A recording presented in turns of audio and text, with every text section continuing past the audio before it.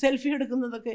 അതേ ഞാൻ പറഞ്ഞത്, ഈ എടുക്കാൻ വരുന്നവനെ ഇച്ചിരി നമുക്ക് ചീത്തപ്പേര് വരും, അവൻ്റെ അഹങ്കാരം, അവൻ ഞങ്ങളെ തട്ടിക്കളഞ്ഞു എന്നൊക്കെ പറയുമായിരിക്കും. പക്ഷേ മോനെ, ആ പറച്ചിലുകൾക്കൊക്കെ ഉപരിയായിട്ട് ദൈവത്തിന് തോന്നി ഇവനെങ്കിലും ഒരു നല്ല മനസ്സുണ്ടല്ലോ എന്ന്. സത്യം ഞാനങ്ങനെ വിശ്വസിക്കുന്ന ഒരാളാണ്. അവിടെ പോയി സെൽഫി എടുക്കുക, അവിടെ പോയി ഷോൾ ഇടാൻ നോക്കുക. ഹോ, എന്തെല്ലാം ചിരിച്ചുകൊണ്ട് നിന്ന് വർത്തമാനം പറയുന്നുണ്ടോ ചിലരൊക്കെ, എന്തോ തമാശ പറഞ്ഞിട്ടൊക്കെ.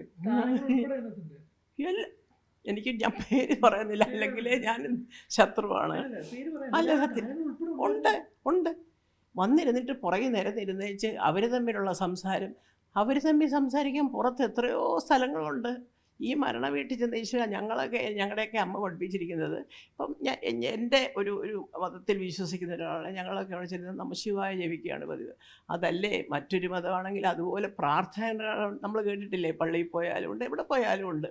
നമുക്കത് ചൊല്ലാനറിയാൻ വയ്യെങ്കിലും അതിൽ ചേരുക കൈകൂപ്പി വെച്ചുകൊണ്ട്. അല്ലാതെ അവിടെ ചെന്ന് ഇതിൻ്റെ ഇടയിൽ കൂടെ അപ്പുറത്തെ കാര്യം ഇപ്പുറത്തെ കാര്യം എനിക്ക് ഒന്നും മനസ്സിലാവില്ല. കേരളം ഒരു വല്ലാത്ത പോക്കാണ് പോയിക്കൊണ്ടിരിക്കുന്നത്. എന്തുകൊണ്ടാണ് ഈ നാട് ഇങ്ങനെ പോകുന്നതെന്നുള്ളത് ചോദിച്ചാൽ അതിനൊന്നും ഞാൻ ഭരിക്കുന്നവരെയൊന്നും കുറ്റം പറയത്തില്ല. വീട്ടിലിരിക്കുന്ന അച്ഛനമ്മമാരെ പറയണം ഇങ്ങനെ ഇറക്കി വിടുന്നതിന്.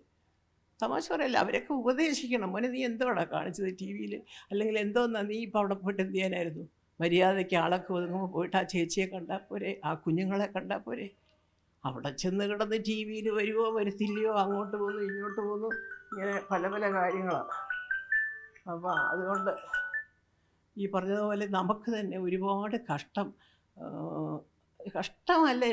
ഞാൻ സത്യം പറയണേ, എൻ്റെ വീട്ടിൽ നിൽക്കുന്ന ഒരു പണിക്ക് നിൽക്കുന്ന സ്ത്രീയുണ്ട്. ഇപ്പം തിരുവനന്തപുരത്താണെങ്കിലും ഞാൻ ഫ്ലാറ്റിലാണ്.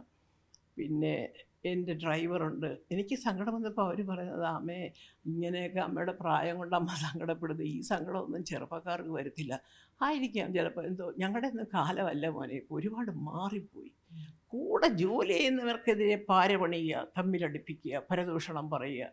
നിങ്ങളെല്ലാം കണ്ടുകൊണ്ടല്ലേ ഇരിക്കുന്നത്. ഞാൻ പറയാൻ തുടങ്ങിയ ഇവിടെ തീരുകയില്ല.